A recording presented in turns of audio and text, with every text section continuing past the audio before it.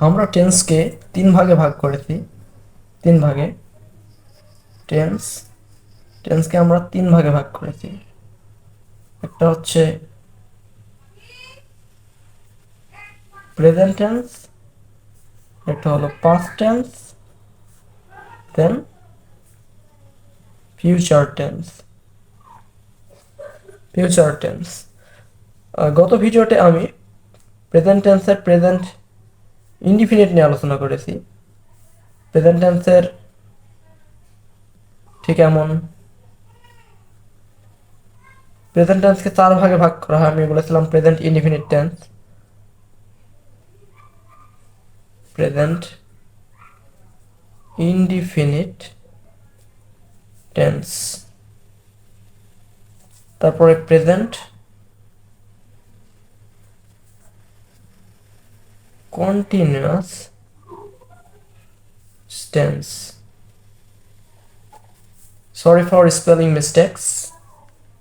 Third, number three, present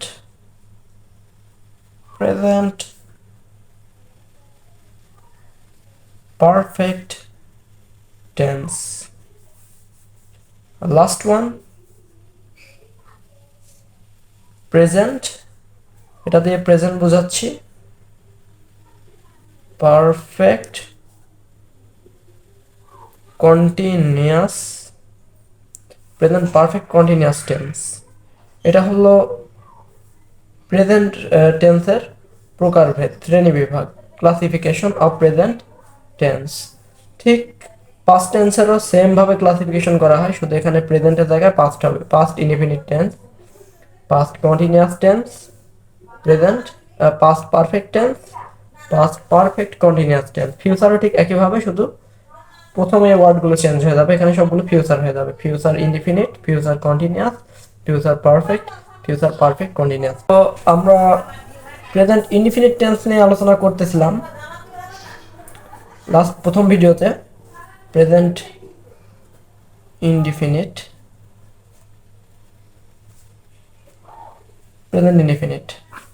তো present indefinite আমি বলেছিলাম যে বর্তমান সময়ের যে কোনো সাধারণ কাজকে প্রেজেন্ট ইনডিফিনিট বা সাধারণ বর্তমান কাল বলে।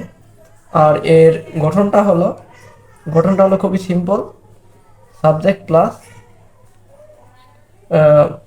ভার্ব এর প্রেজেন্ট ফর্ম। ঠিক আছে, ভার্বের প্রেজেন্ট ফর্ম বা V1, এর এতটুকুই মেন স্ট্রাকচার। আর অবজেক্ট থাকতে পারে, নাও পারে, সেন্টেন্সে অবজেক্ট থাকতেও পারে বা অন্যান্য ওয়ার্ডস থাকতে পারে, আদার ওয়ার্ডস যাকে বলা হয়। এটা হলো সিম্পল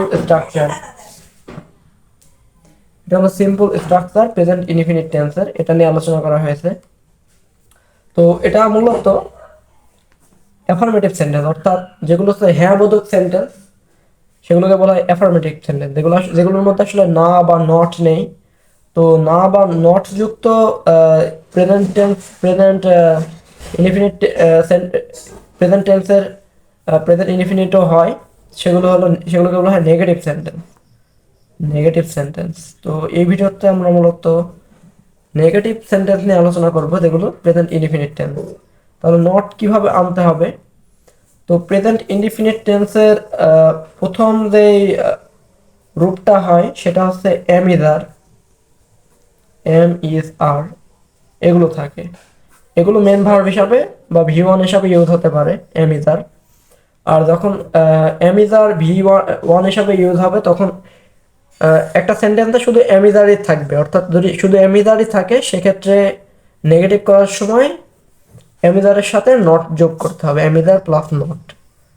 আর অবজেক্ট বা বাকি অংশ, আর এর আগে অবশ্যই সাবজেক্ট থাকে, থাকতে পারে, থাকবে একটা সাবজেক্ট থাকবে, subject plus এমিজার plus not plus object. এটা হচ্ছে এমিজার, যেগুলো যখন হচ্ছে এমিজার হচ্ছে মেন ভার্ব। যেমন পজিটিভ সেন্টেন্স আমি বলি, হ্যাঁ বোধক বা পজিটিভ সেন্টেন্স যেমন এটা হচ্ছে এখানে না নেই, পজিটিভ মানে না নেই, হ্যাঁ হ্যাঁ বোধক বাক্য। He is an honest man, সেন্টেন্সটাকে একটু কঠিন হয়ে গেল। He is an honest man, সে একজন সৎ ব্যক্তি, সে একজন সৎ ব্যক্তি। এটা হচ্ছে এই সেন্টেন্সটার অর্থ, এটা বাংলা ইংরেজি, সে একজন সৎ ব্যক্তি। এখন আমি যদি নেগেটিভ করি, সংক্ষেপে এনইজি দ্বারা নেগেটিভ বোঝাচ্ছি, নেগেটিভ করি, তাহলে আমি বলেছি শুধু এম ইজ আর এর সাথে নট বসবে। এখন ইজ কেন হলো? কারণ হচ্ছে হি ইজ, হি এর সাথে ইজ হয়। এম কখন হয়? তখন সাবজেক্ট যখন আই হয়, মানে আমি হই বা ফার্স্ট পার্সন বা আই হয়, আই অর্থ আমি। সাপোজ আমি একজন সৎ ব্যক্তি, আই অ্যাম, এখন আই অ্যাম হবে এখানে, I am an honest man.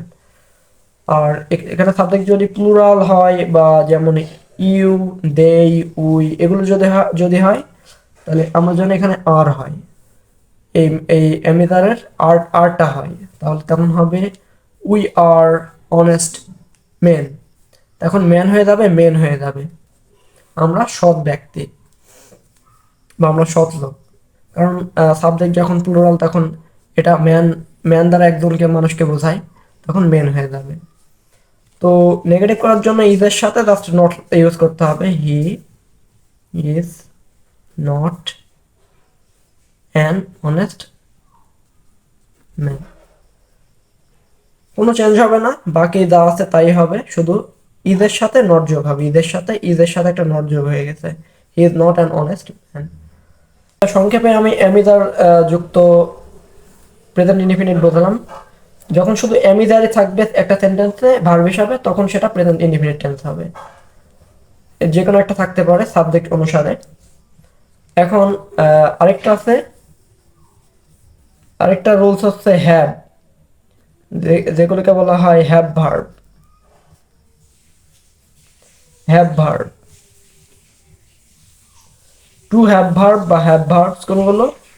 Have verb হচ্ছে হ্যাভ ও হ্যাজ, এগুলো দ্বারা বোঝায় আছে, মূলত আছে বোঝায়। যখন সেন্টেন্সে অন্য কোনো ভার্ব থাকে না, শুধু হ্যাভ অথবা হ্যাজ থাকে, তখন সেন্টেন্সটি প্রেজেন্ট ইনডিফিনিট টেন্স হয়। যেমন I have a phone, I have a phone, আমার একটি ফোন আছে। আই হ্যাভ, আই অর্থ আমার, এটা সাবজেক্ট। হ্যাভ ভার্ব, আছে, হ্যাভ দ্বারা বোঝাচ্ছে আছে, আই হ্যাভ আমার আছে এ ফোন, এ অর্থ হচ্ছে একটি, ফোন মানে phone, I have a phone, আমার একটি ফোন আছে। এটা হলো বিষয়, আই হ্যাভ এ ফোন, আমার একটি ফোন আছে। তো আমরা এখন নেগেটিভ করব। নেগেটিভ কিভাবে করব? আমার একটি ফোন নেই, আমি যখন বলবো আমার একটি ফোন নেই, তখন এই হ্যাভের সাথে শুধু নট হয়ে যাবে, হ্যাভের সাথে নট হবে, আই হ্যাভ, আই তো আসলে এখানে নট না দিয়েও করা যায়, I don't have a phone, এভাবে করা যায়। কিন্তু আই হ্যাভেন্ট এ ফোন এভাবেও করা যায়, দুটোই প্রচলিত। তো আমি আবার বলা যায় আই হ্যাভ নো ফোন, আমার কোনো ফোন নেই, আই হ্যাভ নো ফোন। তো এটা এভাবে করা যায়, আই হ্যাভ নো ফোন। আবার এভাবে করা যায়, এই এই হ্যাভকে নেগেটিভ করার জন্য, আছে, হ্যাভ মানে আছে, আমার নেই যদি বলি তাহলে ডোন্ট হ্যাভ, হ্যাভের আগে ডোন্ট বসাতে হবে প্রেজেন্ট ইনডিফিনিট টেন্সের জন্য, I don't have a phone, আমার একটি ফোন নেই। তো এটা আসলে, এটা হচ্ছে মানে সব থেকে বেটার ট্রান্সলেশন, বা I don't have a phone. এখানে যদি সাবজেক্ট যদি হি হয়, তাহলে এখানে ডাজেন্ট হয়ে যাবে, ডোন্ট ডাজেন্ট হয়ে যাবে, কারণ থার্ড থার্ড পারসন সিঙ্গুলার নাম্বারের জন্য, থার্ড পারসন সিঙ্গুলার নাম্বারের জন্য আমরা ডাজেন্ট ইউজ করা হয়, আর এখানে হ্যাজ ইউজ করা হয়, কিন্তু ডাজেন্ট হ্যাভ হবে। যেমন he doesn't have a phone, এটা দ্বারা বোঝাচ্ছে তার কোনো ফোন নেই। তো হি যেহেতু থার্ড পারসন সিঙ্গুলার নাম্বার, তাই এখানে ডোন্টের পরিবর্তে ডাজেন্ট হবে। তো ডোন্ট আসলে বলে রাখি, ডোন্ট আসলে ডু নট এর সংক্ষেপ, ডু নট, এটার সংক্ষেপ। আর আর ডাজেন্ট হলো ডাজ নটের সংক্ষেপ। ডাজ নট, ডাজেন্ট অর্থ ডাজ নট। এখন আমরা আমরা এম ইজ আর এই ভার্বটা নেগেটিভ করা শিখলাম। আর হ্যাভ, হ্যাজ এগুলো নেগেটিভ করা শিখলাম। আর বাকি থাকলো ডু ভার্ব। এখন কোশ্চেন হচ্ছে ডু ভার্ব কোনগুলো? ডু ভার্ব হচ্ছে অ্যামিজার এবং হ্যাভ হাজ ব্যতীত যে ভার্বগুলো দ্বারা কোনো কাজ করা বোঝায়, অর্থাৎ অ্যাকশন ভার্বকে অ্যাকশন বোঝায় বা সরাসরি কোনো কাজ করা বোঝায়। অ্যামিজার মানে হওয়া, অ্যামিজার অর্থ হওয়া, হওয়া বা আছে এরকম বোঝায়। আর হ্যাভ হ্যাজ মানে আছে বা থাকা বোঝায়। আর ডু ভার্ব অর্থাৎ অ্যাকশন ভার্ব বা কোনো কিছু করা বোঝায়, করা। ডু অর্থ করা, আর ডু ভার্ব অর্থে যে ভার্ব দিয়ে কোনো কিছু করা বোঝায়, কোনো কাজ করা বোঝায়। তো অ্যামিজার এবং হ্যাভেজ ছাড়া সব ভার্বই মূলত ডু ভার্ব। ডু ভার্বের নেগেটিভ করা খুবই সহজ। যেমন ডু ভার্ব কোনগুলো? আই আই ইট রাইস, সব থেকে কমন একটা সেন্টেন্স আমরা ইংরেজির কথা মাথায় আসলাম, এটা বলে আই ইট রাইস, আমি ভাত খাই। ঠিক আছে, কারণ আমরা বাঙালিরা আসলে প্রচুর ভাত খাই, আই ইট রাইস। তো এটা নেগেটিভ কিভাবে করব? নেগেটিভ করব, ডু ভার্বের নেগেটিভ কিভাবে করব? আমরা মনে আছে হ্যাভ হ্যাজের নেগেটিভ করেছিলাম don't have, doesn't has. Have মানে আছে, নেই, ডোন্ট হ্যাভ। হ্যাজ মানে আছে, আছে, ডাজেন্ট হ্যাভ। তো হ্যাভ হয়ে যাবে ডোন্ট হ্যাভ, হ্যাজ হয়ে যাবে ডাজেন্ট হ্যাভ। ঠিক আছে, তো এখানে আসলে ইট হয়ে যাবে ডোন্ট ইট। আমার সাবজেক্ট যদি আই হয় তাহলে ইট মানে খাই, আর খায় না। যদি সাবজেক্ট যদি আই হয় তাহলে হয়ে যাবে ডোন্ট ইট। ওকে, আর যদি সাবজেক্ট যদি প্লুরাল হয় তাহলে এখানে হবে আই মিন প্লুরাল না, প্লুরাল বা যে কোনো সাবজেক্ট হলে এখানে ডোন্ট ইট হবে। আর সাবজেক্ট যদি থার্ড পারসন হয়, হি, শি অথবা ইট হয়, তাহলে ডাজেন্ট ইট হবে, ডাজেন্ট ইট হবে। I eat, I don't it. I don't eat rice, আমি ভাত খাই না। I study in English. I study in English, এটা দ্বারা বোঝায় আমি ইংরেজিতে পড়াশোনা করি। ইংলিশ অর্থে এখানে ডিপার্টমেন্ট বোঝাচ্ছে, ইংলিশ ডিপার্টমেন্টে পড়াশোনা করি। I study in English, study পড়াশোনা করি। আর আমি যদি বলি পড়াশোনা করি না, তাহলে don't study, do not study অথবা ডোন্ট স্টাডি। তো নেগেটিভ হয়ে যাবে,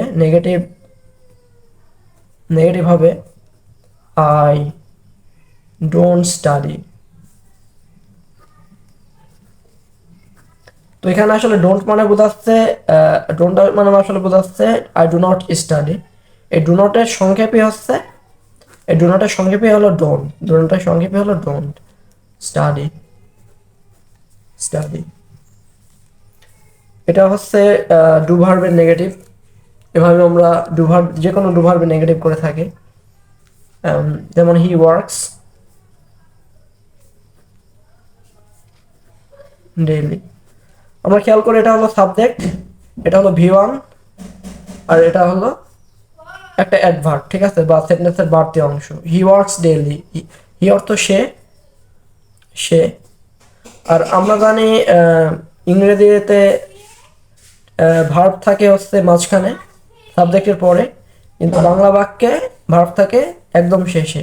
এখানে ওয়ার্কস অর্থাৎ কাজ করা। হি ওয়ার্কস এস কেন হলো? কারণ এটা হচ্ছে third person singular number, he works. তো সে কাজ করে, সে মূলত কাজ করে, কিন্তু এটা কাজ করে হবে। আর ডেইলি এখানে আছে শেষে থাকে, কিন্তু এটা আমরা আগে আনবো বাংলা বাক্যে। হি ওয়ার্কস ডেইলি, সে প্রতিদিন কাজ করে, সে প্রাত্যহিক কাজ করে, সে প্রতিদিন কাজ করে, সে প্রতিদিন। ওয়ার্কস অর্থ কাজ করে, এটা হলো ভার্ব।